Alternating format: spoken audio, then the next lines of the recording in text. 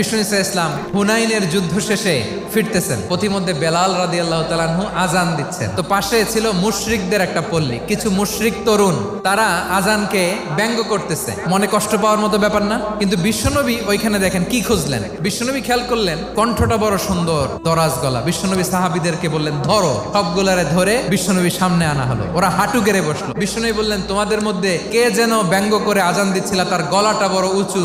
আবু মাহজুরা বলে আমার বন্ধুরা সবাই আমার দিকে আঙ্গুল দেখায়। আবু মাহজুরার মাথায় হাত দিয়ে বললেন এবার আজান দাও দেখি। আবু মাহজুরা বলে আমি তো আজান দিতে জানি না। বিশ্বনবী বললেন তাহলে আসো আমি তোমারে শিখাই দেই। বিশ্বনবী একটা বাক্য পরে, আবু মাহজুরা পরে, বিশ্বনবী পরে, আবু মাহজুরা পরে। আবু মাহজুরা বলে এক একটা বাক্য পড়ি আমার কলিজাটা গলে ঠান্ডা হয়ে যায়। বিশ্বনবীর সাথে দাঁড়িয়ে উনি শাহাদা পড়ে মুসলমান হয়ে গেলেন। বিষ্ণু ইসলাম বললেন যাও আবু মাহজুরা, আমি তোমাকে পৃথিবীর শ্রেষ্ঠতম মসজিদ মক্কার মসজিদুল হারামের মুয়াজ্জিন হিসেবে অ্যাপয়েন্ট করে দিলাম। দেখছেন কিভাবে ট্যালেন্ট হান্টিং করতে হয়।